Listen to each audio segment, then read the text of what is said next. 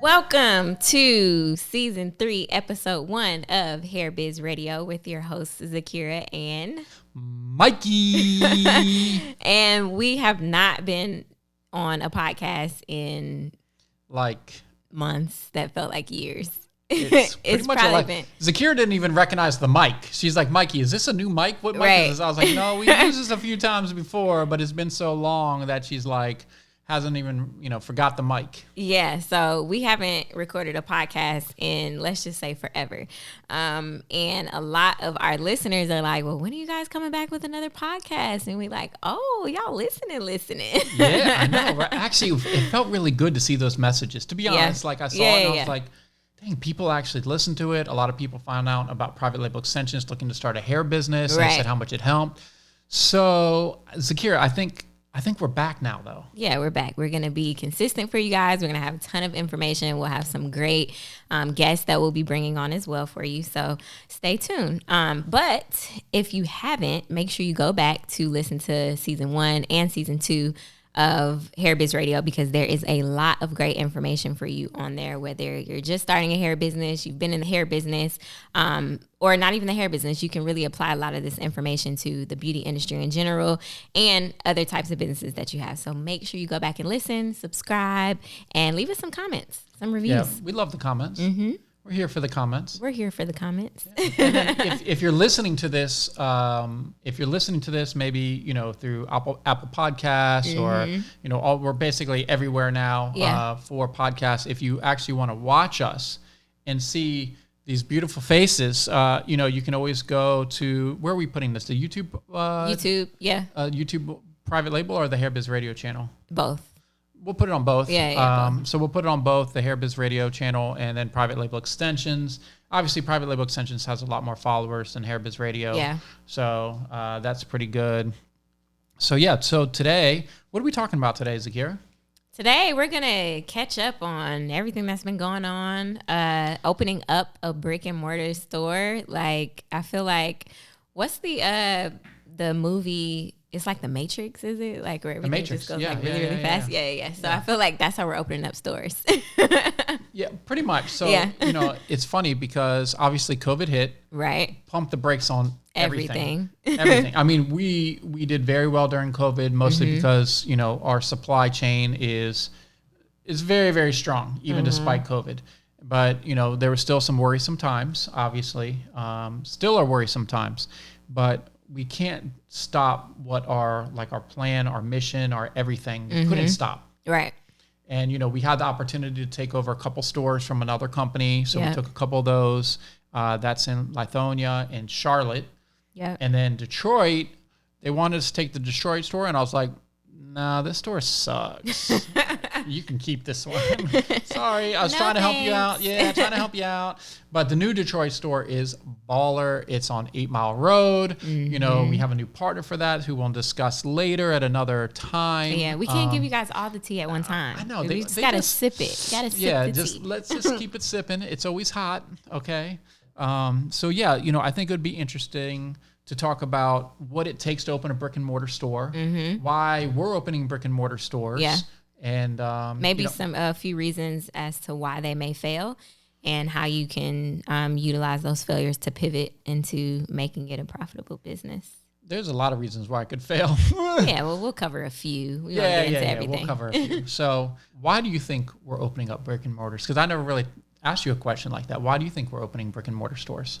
Well, I know with our brand, of course, we do really well online. But as we're expanding, as we're creating partnerships with other people, we're able to tap into other brands. And then, of course, when the brick and mortar stores are in the right locations, they'll do amazing. And we have a product that literally every woman will be using for the rest of their lives, because hair is like an essential for women. Like, how some people are like, you need your soap and deodorant and toothbrushes. Well, a lot of women are like, I need my weave. Okay. Yeah, hair, lashes, wigs, edge control, all the good stuff. It's interesting to me because obviously we get so much information from the Facebook group, the Start a Hair Extension mm-hmm. Business Facebook group. If you're not part of the group, definitely get in there. It's over 34,000, either entrepreneurs or people kind of going towards that way and trying to get information. we have so many people in the group. You have two types of people. Obviously, since the main store is Atlanta, you have the people that are in Atlanta. They're absolutely crushing it because they can come get hair. They literally, they're some of them are just getting rides in Ubers now. They're like, I don't need to drive anymore. They Uber over here, pick up a bunch of hair. They're literally taking orders in the showroom for clients on their phone. We see it every single day. And then they go and they make a couple $100, right? So to be able to bring that opportunity to stylists and just hair entrepreneurs in other cities, to me, is like super exciting. Yeah, for sure. Yeah. There's always that client who wants to book a last minute appointment and they don't have hair and they may not want to order it online. And the stylist is just last minute appointment. That's like heard 90. No stylist ever. That's like 95% of clientele. Yeah, pretty much. Yeah. And I think it's interesting for private label extensions because, our clients just have such an advantage to have us close. Because it's funny when I hear clients that are like, oh my God, you guys are coming to my neighborhood, like you're going to take all my sales. We're not. Like we are just like, we're not taking all your sales. You're going to be able to do so much better having instant access to these products. Yeah. Because, we do well here in Atlanta, but it's mostly, most of our marketing and tailored marketing and stuff is to stylists. Right. So for us, stylists come in and spend, $1,000, $2,000 opposed to just a normal client that might come in and spend $150. Right. So for us, we have less people, but it's big, they're coming in making big purchases. Right. Yeah. I think the other thing, what we started implementing was the private label wholesale online. So that there was a differentiation. What's in that tea? Somebody check her tea, please. Is that Spike? Did you jump into my tequila bottles behind you? Excuse me. Because there's a difference between our retailers and then the wholesalers who are actually looking to purchase bulk. So that's another point that we have to make because some people are like, well, if it's open to the public, then why, what's the point of it? And it's because there's a difference between the wholesale and the retail buying. The prices are different. Yeah. I mean, private label wholesale, it's very hard to beat that. There's a lot to be said when you can go on to private label wholesale, just use a normal credit card. You're not like middle of the night WhatsApp messages. Right. You can earn rewards points. It's just like, it's such a good, clean, easy to use system. People you trust. Yeah. So that actually, that system has really helped a lot of people too. Obviously you have to plan a lot more. Yeah. So if you plan ahead and order ahead, then you can get a better pricing. But a lot of people, they're not even worried about it. They just take the orders. They know they make a little less, maybe getting it in the brick and mortar store, but they're just flipping that hair like wigs, like crazy. Yep. So let's talk about like leading up to a brick and mortar store. Like when is it time to actually get a brick and mortar store? I think over the last 20 years, how business has changed, right? So I look at, a lot of the stuff I always talk about, you'll see is always, I'm talking about these massive brands. Yeah. Right. And I'm like, let's be like this company. Let's be like Apple, that company. Google, Nike, So if you look at a lot of the successful companies right now, a lot of the newer brands, say like I'm wearing a pair of Allbirds, right? The shoes. So like if you guys have never heard of Allbirds, look up the story of Allbirds. They launched maybe 5-6 years ago, maybe a little bit more, 5-6 years ago. They're a $1 billion shoe company. Okay. What they did is they became successful online first and then did the brick and mortar location. So, gotcha. What we wanted to do and my vision was, let's be like these guys, how, get that online clientele going first. Because a brick and mortar locations are not easy. Yeah. Like an online business is so much easier than brick and mortar. They're more expensive. So much more expensive. You have to deal with more staff, especially if it's different cities, the overhead costs. It's so much more, and that's another reason why in a retail locations, your prices need to be a little bit higher than maybe like what we have on our wholesale website, right? Because we have tons of costs. Like you go to our Atlanta showroom, you're like, wow, this is a really nice showroom. Like that costs a lot of money. You got to make money somehow, so we stay in business, so everyone else can stay in business. Right. But I think what the point is, getting that online customer base first is so key. Yeah. So when we open up in Charlotte, I can have someone from our customer service team text everybody, say, Guess hey, what? We're in Charlotte. We're in Charlotte. Come see us. Right. You know, same with Detroit. Lithonia, we already know we have tons of people that are driving up here. So they're like, oh my God, I don't have to drive an extra 30 minutes anymore. Right. Yeah. They're pretty excited.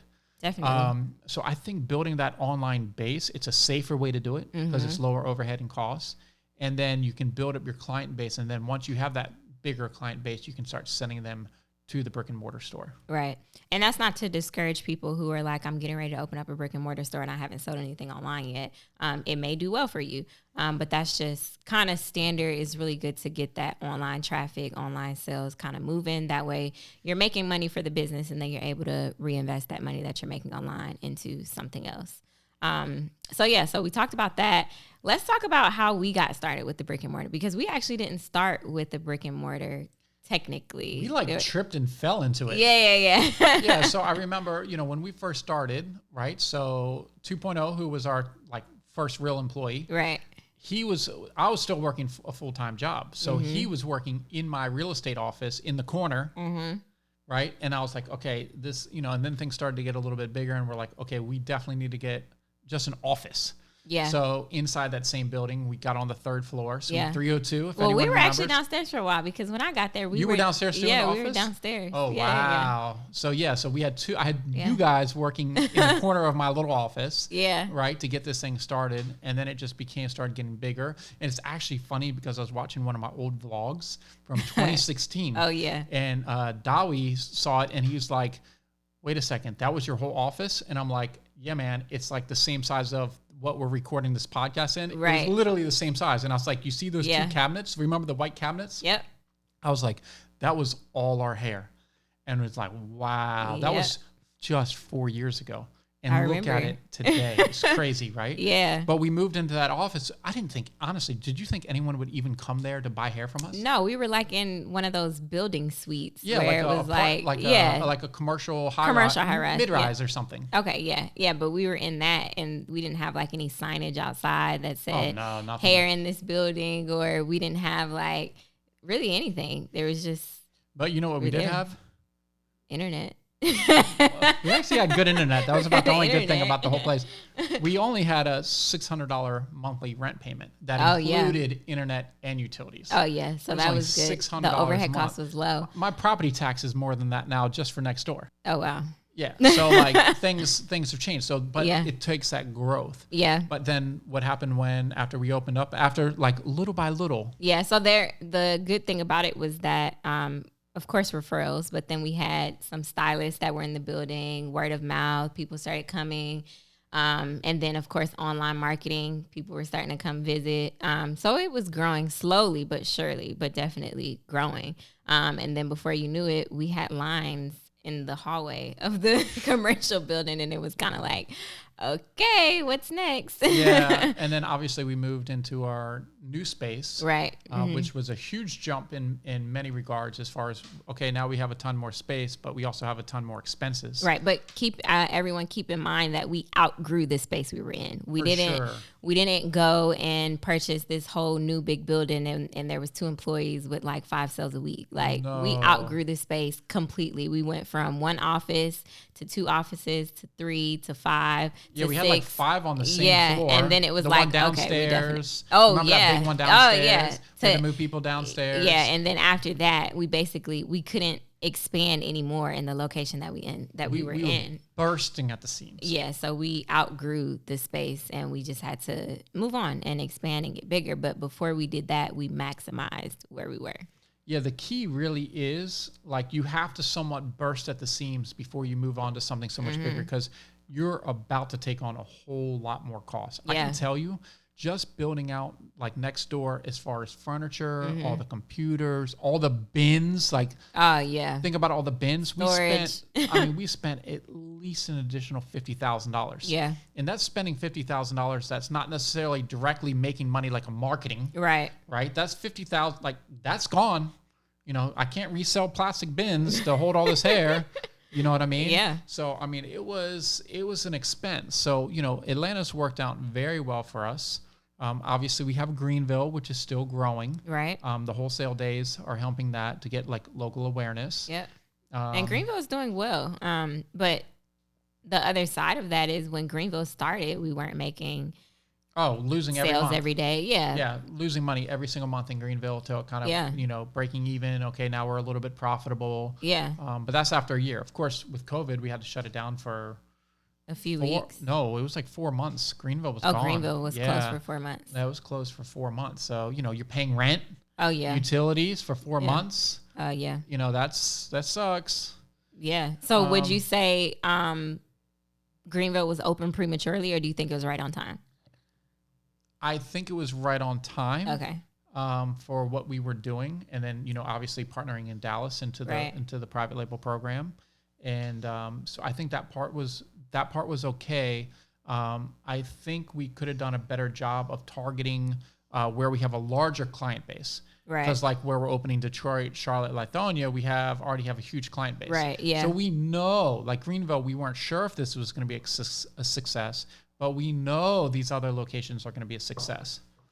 For sure. Yeah. So when we opened Greenville, it was a little bit more seamless with the process because we had done it already here in the Atlanta location. Oh, it's way easier. So what would you say are probably like 2 or 3 things you would recommend someone who is opening up a storefront and they may not know? Like, what are those 2 to 3 things that you definitely want to make sure you do or have before you open? Have some money saved. Yeah. Make sure you got your coins together. Yeah. And if it's not somewhere where you're personally going, make sure that you find a manager that is freaking amazing. Yeah. You're going to be paying more than you expected, but like you have to have a really good manager. Yeah. If you're going to do construction, just understand like the building permit process, dealing with the city, all of that. Dealing with the city, the permits generally aren't too expensive, but it's very time consuming because you have to wait for them to approve. Like in Detroit, we had to wait a week for the building permit approval before we can start work. Okay, now you have to get into the contractor's time. Okay, now they're working. Okay, now you have to wait for the building inspector to come approve. Then you need the fire inspector. Then you need the HVAC inspection. There's all these inspections. Do not try to cut corners with this. Mm-hmm. Do not. Because if you do, they will get you. Yeah. Like, do not try and they will shut you down. Yeah. So you don't want to cut corners with that. So that's kind of key. Think about the build out, kind of like we actually were just in Lithonia. Yeah. And, we just launched a new video series on YouTube called Weave Dealer. So if you look at Weave Dealer, probably in the next few weeks, we'll have that episode out where we're in Lithonia and you can actually see us talking about opening this store. Yeah. And what was one of the things I said? I would love to replace the ceiling, but it can wait because until the store starts making money, we don't need to put that much money into it. Yeah. So you don't have to just go so crazy from the beginning, even though you want it done right. Yeah. You still have to be we could technically afford it. Right. But at the same time, you have to be careful. Definitely. It can still be nice and not be glass chandeliers and, Think about the Atlanta showroom. Yeah. Right. So we had to shut down for like 6-7 weeks for COVID. Mm-hmm. And during that time, I said, okay, the floor is getting tore up because we had that like not laminate. We had that like polished concrete. Mm-hmm. And then I put down the baller tile. Yep. Right. But that was after we had been here already here for a year. Almost a year. Yeah. And things were going well in the showroom. Mm-hmm. And I said, let's make the showroom really, really nice. Upgrades. Yeah. So you got to think about that. So you make your space nice, but don't go overboard. Don't go overboard. And then don't be married to a launch date because you will get your feelings hurt. If you think don't be married to that. If you think you're setting your launch date before all the inspections are done, you are going to shoot yourself in the foot. And I think it's kind of almost like buying a home. I think, like you said, having money, but then also preparing in your mind to pay rent for at least a few months before you actually even start making sales and stuff. So making sure you have that extra money in the bank. Were you going to say something? Yeah, no, I was going to say, like, with that too, like generally negotiating with a new landlord. Yeah. Sometimes you can get a few free months rent. Yeah, so like for in sure. Detroit, we got a couple free months rent. Yeah. That gives us, so the landlord knows, hey, these guys are going to be fixing up the space, probably putting money into the space. So that's good. Yeah. We can compensate them with a couple free months rent. So that's part of the negotiation process. Yeah. And then the other thing is also, depending on how the building is set up, you could also negotiate them to pay for the build out, give you a type of, a budget for build out. Or you can build it into the lease. You can get a budget for a certain amount of dollars that they're going to help to contribute because with Atlanta, I will do anything for Atlanta because we own the space. Right. But do I really want to put the most beautiful tile in a space I'm renting? I don't really want to. No. So you got to take that in consideration because you're not getting that money back out. Right. Dallas and I were talking about it. The stylist that spent like a couple $100,000 building out her salon in a space she was renting. And I'm just like, oh my God, that's not a good idea. And that salon's not open anymore. Oh yeah. That money's gone. Down the drain.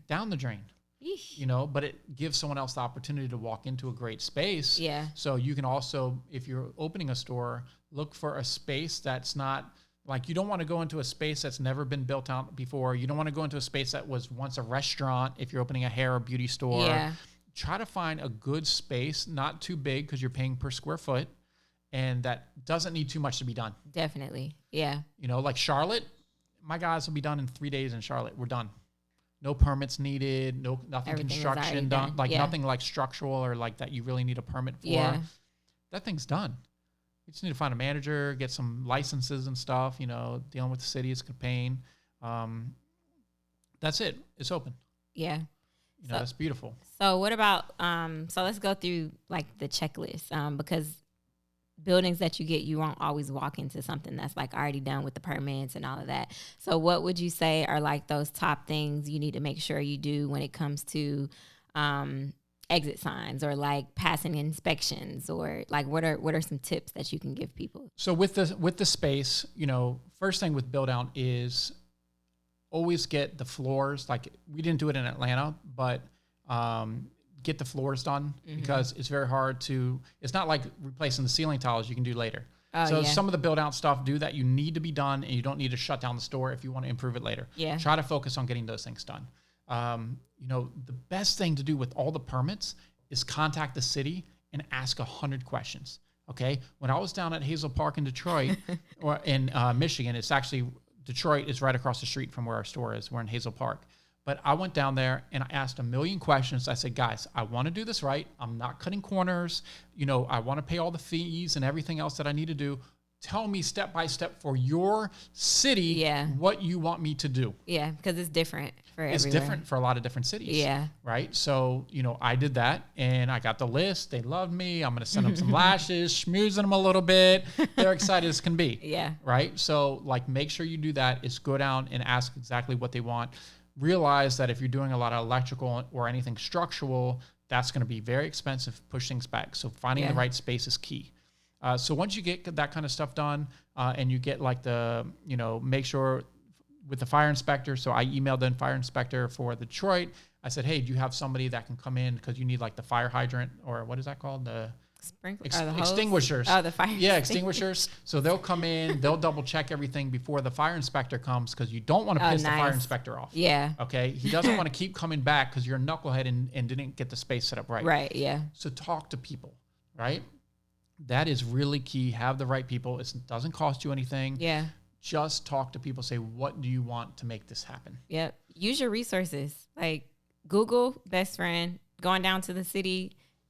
Those are all great things to make sure you do. And the other thing I wanted to point out was when looking for a space, make sure it's in the right area for your type of business. For sure. You don't want to get a space in the middle of, let's just say you're looking for something in the African-American community. You don't want to go get a space in the middle of Beverly Hills where people aren't buying these type of extensions. Right.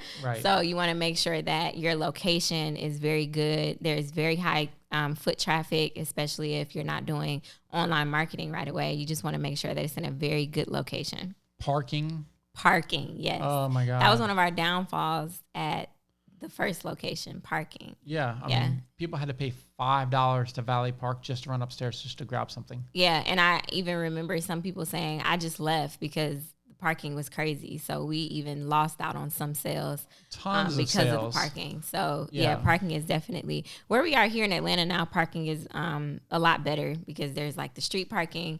And then our other locations, Lithonia, there's a big parking lot. Greenville has there's parking garage right behind it. Parking garage and parking lot. So and Charlotte, huge parking lot. Okay, Detroit, decent sized parking lot right on 8 Mile. So it's like Yeah. tons of traffic driving by. Yeah. It's nice when you can get that traffic driving by and people find out about you just by driving by. Right. Yeah. It's like, That's- I was just driving by and I saw you guys. That's what's nice about being on a main road where you can have some signage. So that's like huge marketing. I mean, there's actually, I didn't show you, but like last week there's a location for sale right around the corner. And I was like, in Detroit? No, here. Oh, here. Right on, what street is that? Moreland. Yeah. That's for sale. That would be perfect, like build out to be like a salon. Oh, gotcha. I don't want to own a salon. Right, I don't want to be in the salon business, but I was like, I would buy the space just so I can put a sign that says private label extensions, hair extensions, wigs. That way. And then you can get like, your hair done and stuff here and whatnot. Like that would be, and real estate's a big part of what we do, investing and stuff. Yeah. So I was like, wow, this is nice. So we'll probably look at it in the next week or two. Just something. So maybe we'll be like private label suites or something like that would be kind of cool. Yeah, that would be cool.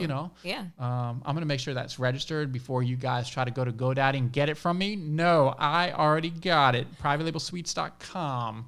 Just in case we want to come out with it later. Because, we always come out with new stuff. Yeah. Mikey probably has like a whole never-ending purse just of domains or First of all, I don't have a purse. Maybe. Okay, his I got backpack. a backpack. My backpack. The leather I always carry the backpack. backpack. So, I have the never-ending backpack of ideas. Yeah. But the thing is, it's like, why get complacent? Yeah. Right? The biggest challenge for us opening these, the biggest challenge, hands down, for opening these 3 new stores, I can get everything done. I've done tons of real estate, construction, everything. I know how to do all that. It's the staffing is the hardest part. Yeah, definitely. 100% staffing is the hardest part, especially in different cities, stuff like that. So, but other people, this is the thing. People are like, oh, this is going to happen. All these, they think just negative. Yeah. And I think, okay, I get it. And yes, that is a problem and you have to be careful. But how does Sally Beauty have 1,000 locations? Right. If they were thinking, if whoever started Sally Beauty was like, oh, I can't trust these people. You're going to have all these problems. Like they would be at 5 stores. Right. Or 3 stores. Yeah. Or 1 store. So it's like you have to, bad things are probably going to happen. Right. Maybe. Unfortunately, maybe not. Yeah. Right. But you have to just figure out how to deal with it, move forward. Right. Be solution oriented, not problem oriented. So there's a problem. Let's figure out what the solution. Yeah. Let's figure out what the solution is. How can we fix this? Yeah. So we'll go through it, and it's a learning process. And I mean, do we have to open all these stores? No, we could just focus online. But it's just not enough. It's not enough. It's just more opportunity. Yeah. It's like right now, wholesale day in Greenville. The staff that goes up there, they are having the time of their life just to get away for a day. And Greenville's a great city. If you haven't been, check out Greenville. It is a nice city. A nice little city. So like that part works out well.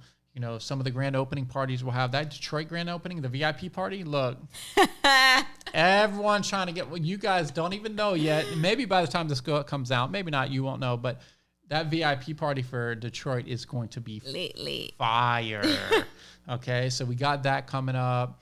Yeah, opening the stores is a challenge. It's, definitely you have to have, don't do it if you probably won't even be able to get a lease if you don't have like at least some savings and stuff. Yeah. They are going to check your credit for the most part. I think out of the 3 spaces, 1 of the 3 checked my personal credit, which I don't really like people checking my personal credit because I don't want the credit inquiry. Me and you've been talking about credit for years, like trying to get our credit up, and how important it is. But, now having great credit, because I tell people, I say, look, when my first business failed and when I first started this business, my credit score was horrible. Yeah. In the tubes, embarrassing. Things are different today. Yeah. But there's a lot that went into that. Definitely. A lot went into that. The work behind the work. Yeah, so stores, you can be successful with the store.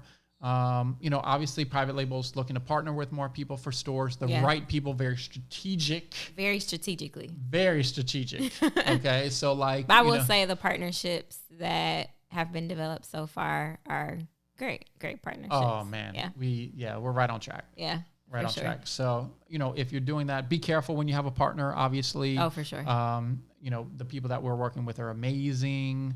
So we have no concerns there. But yeah, I think that's a good amount about, Brick and mortar. Brick and mortar. Yeah, and we don't say any of this to deter you from getting a brick and mortar store, but these are just all facts that you should definitely know before opening up. Look, if your brick and mortar store does well, you can do very, very well. Yeah. Very, very well for a store that does well. Yeah. So don't get discouraged by far. But, generally in today's environment or just in entrepreneurship, everyone only focuses on like, oh, you're going to make all this money. Yeah. And this, that, the other. Look, that stuff's not true. Not true. It's possible, but it's not like, there's reasons why most restaurants that start fail and all this other kind of stuff. It's tough. Yeah. You have to have what is going to set you apart from another brick and mortar store. I was reading this book not too long ago, and the guy actually talked about most restaurants fail the first time they open up, and it's because of either the quality or the type of business that it is. And he was talking about they failed the first time, but the second time around, they created this product. It was like some sort of lobster Philly cheesesteak or something. And it was $150 just for the cheesesteak.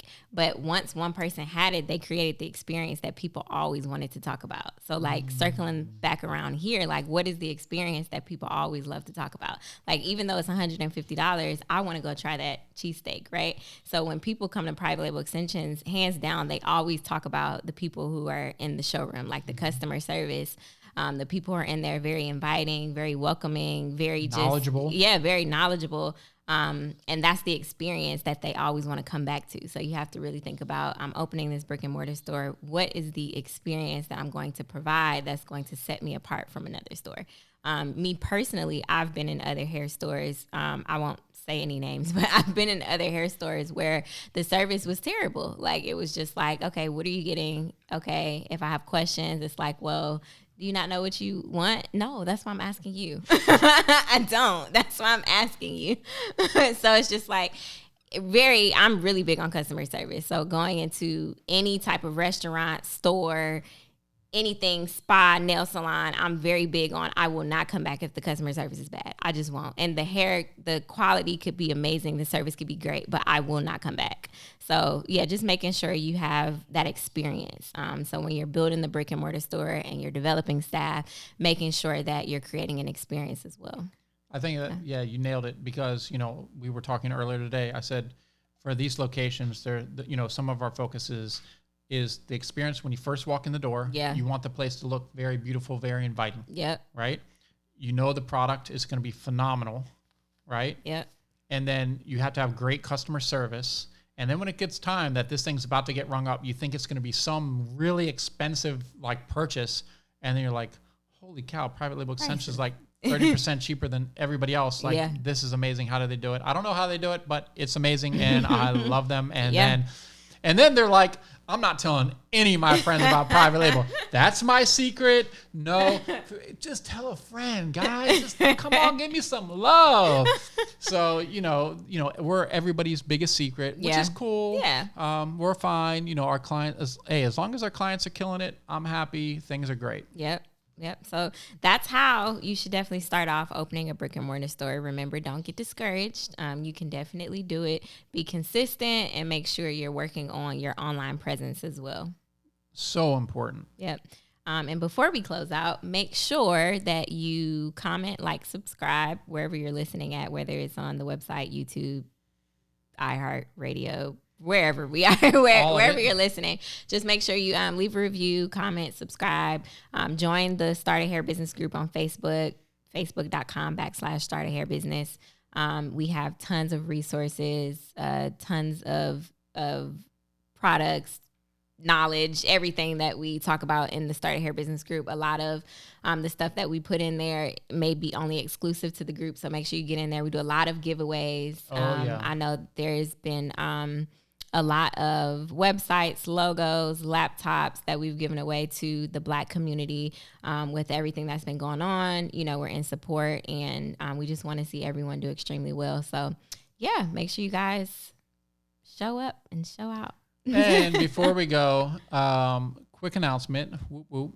I am working on. That's my segue for my quick announcement. It's huge. Everybody loves it. I have been working on a book for about 6 months. Yeah, it's going to be out in about 4 or 5 months. We're saying spring 2021. It might be, Marchish. So we're going to maybe do an episode about that. But I'm so excited for you guys to be able to read this. I think it's going to really help you with your entrepreneurial journey, especially for the hair business. But yeah, for sure. We'll talk more about that. Did you say what the name of it was? I'd save that for the next episode. So check out the next episode. Maybe we'll do another one next time on that. And that's it. All right, guys. Thanks for joining us today for episode 1 of season 3 Hair Biz Radio. And we will be back soon. Bye.